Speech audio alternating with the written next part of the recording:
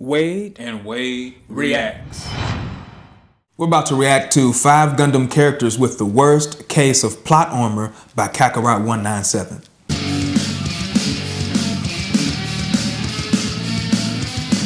Even though it was Gundam that started the real robot genre, it still didn't mean that the series would be safe from the dreaded writing tool known as plot armor. This typically refers to a special kind of protection that is granted to a character who is placed in a situation where he or she should have died, but somehow miraculously survived because the plot still needed them. So a bit of plot armor isn't too bad, but when it's done too often, too blatantly, or both, it can really make you question the writing skills of the people involved. And today we're having a look at 5 of those cases in Gundam. Admittedly, we are starting off gently with number 5, Patrick Colasour, also known as the Immortal Patrick because of his amazing plot armor abilities that were even famous within the universe of the 00 anime. After all, Patrick Colasour is our military's top ace, right?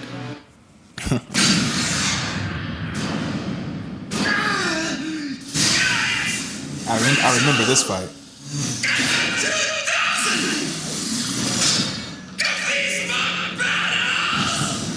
I guess the brand new Enact deserves high marks for pilot safety. However, of all the characters on this list, his plot armor is definitely the least egregious.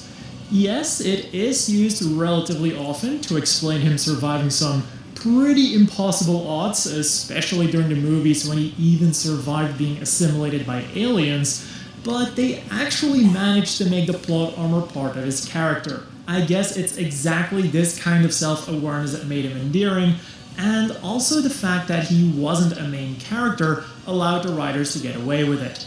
It always made me wonder, Kind of like a joke is he character, I going guess. to survive again? And he always did.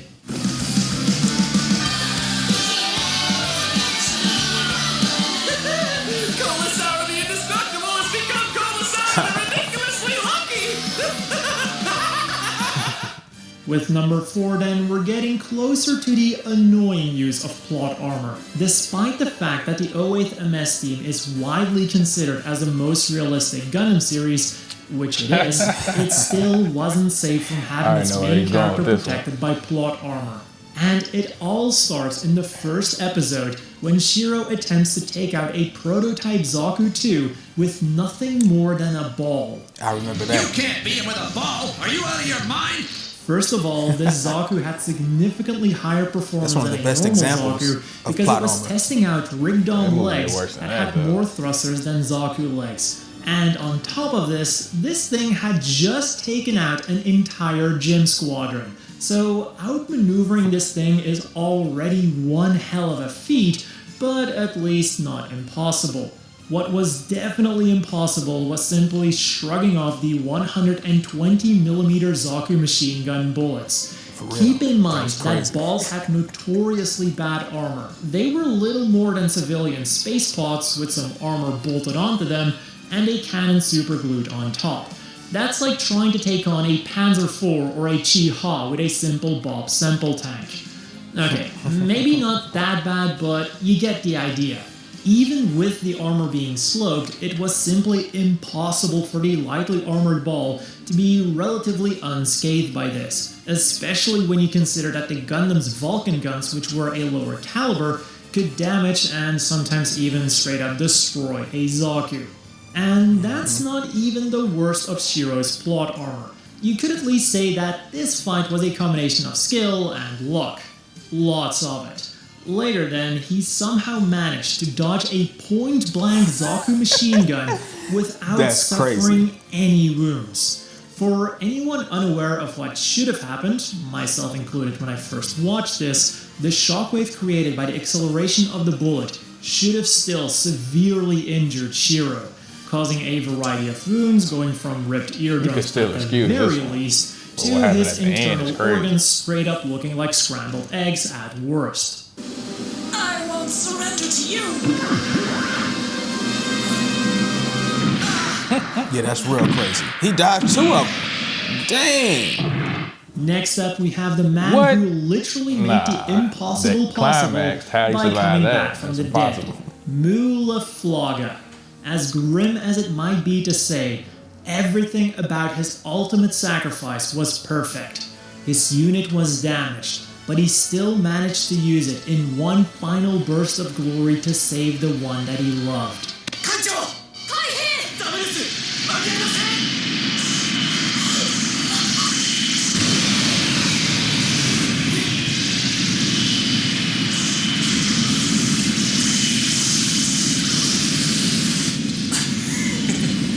やっぱ俺って不可能を可能に Oh, it's wearing this Gundam away. Truly one of my favorite moments of Gundam Seed, and something that also cemented Mu as one of my favorite characters of all of Gundam. So wouldn't it be a shame if Gundam Seed Destiny came along and completely ruined the significance of that sacrifice? They revived him? Looks like it. Mu definitely made the impossible possible by introducing a new kind of plot armor to Gundam. Retcon plot armor. There was absolutely no question to the fact that he died. He got hit with the Dominion's Lohengrin, which is an energy-based anti-fortress weapon, so not even the Strike Gundam's built-in plot armor, the phase shift armor, could have protected him. The Strike simply got vaporized, and we saw Mu's helmet floating around in space. Sure, you could say that that was a spare helmet, or you can go with the remastered version where they simply removed it, but we all know why he survived. The plot. On number 2 then, we have Hiro Yui, and I really feel that his plot armor gets overshadowed by the inevitable number 1 on this list, because oh boy does Hiro have his own stash of plot armor. To be fair, Gundam Wing in general is quite known for its heavy use of plot armor, and personally I partially blame it for the idea in the West that Gundams have to be these indestructible monsters that completely outclass everything else. The plot armor even got its own name, Gundanium Alloy, and it was quite prominently featured as the thing that made them indestructible too. I also think that Hiro must have had bones made from that stuff because he has a real penchant for falling from high places and somehow surviving. The one that everyone remembers is of course his self-detonation. I surrender, but I will not hand over the Gundams. I repeat, I surrender, but I will not hand over the Gundams. Mission accepted.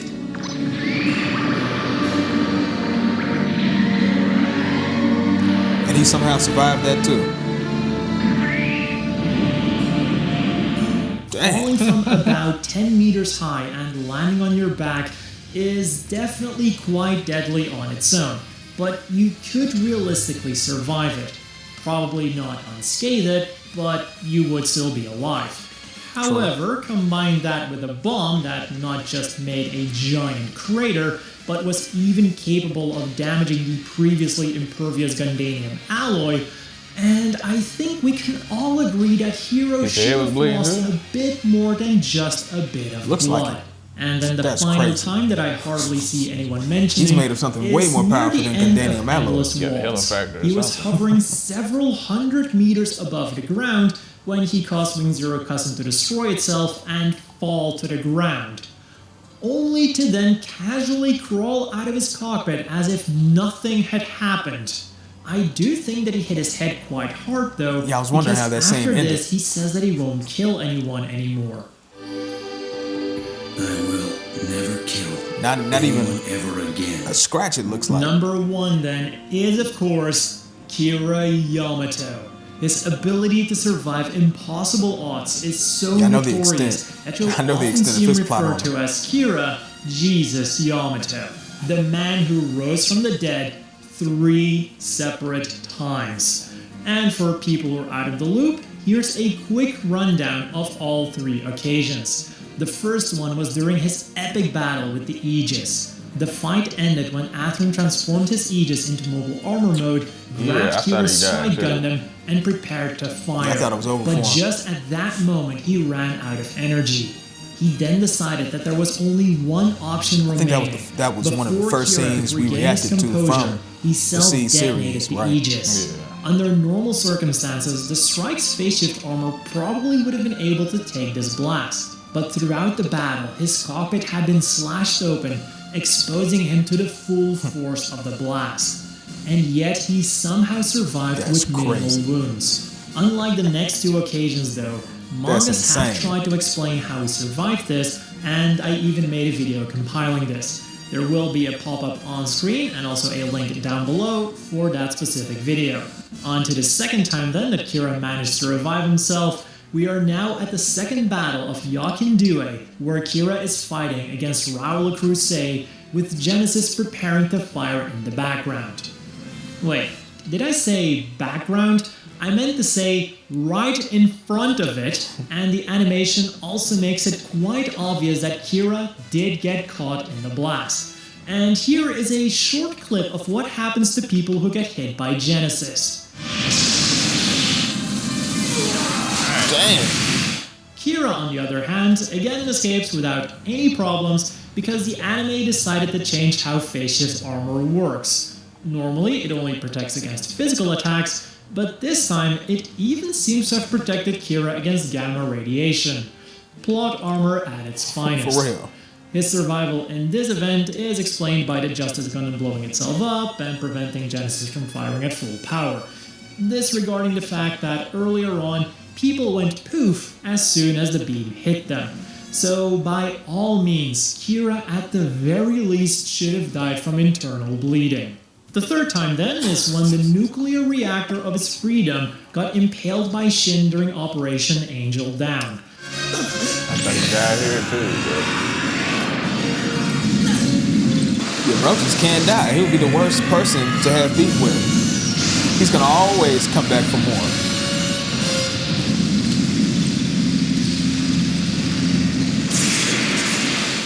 Now, ramming superheated plasma through a nuclear generator probably isn't the best idea. But fear not, Kira was able to prevent it from blowing up by deactivating the engine cancelers just in time. Okay, Would he even have time to do that? I don't think that would have worked, but That's what I'm suspension of disbelief. Fine. It worked somehow. But that still doesn't explain how Kira was able to survive this explosion.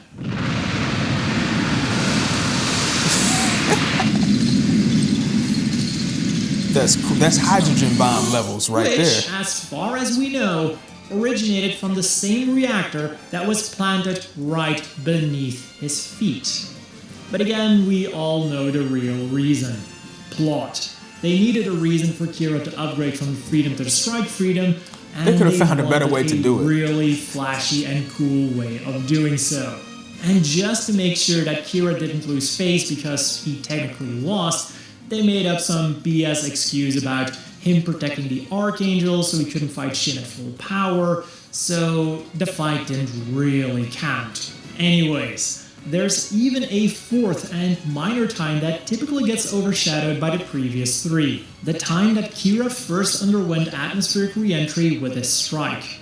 And while you might not think that that's anything too special because, well, we do see it relatively often in Gundam, it is later established that any normal human would have died.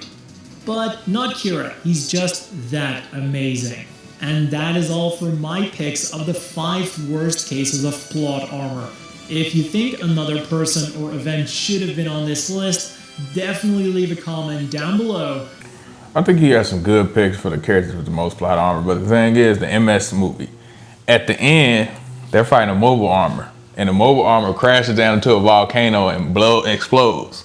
But the 2 main characters still survive. Yeah, that's crazy. Bruh. And then I didn't know all that stuff. I didn't know all that stuff happened with Kira. They probably just got to put something in there that he has a healing factor. Yeah, they're gonna have to, because if he's not a supernatural being with a healing factor, it's impossible for him to have survived all of those explosions back to back 3 different times. It's like, man, this man right here is truly the Gundam Jesus.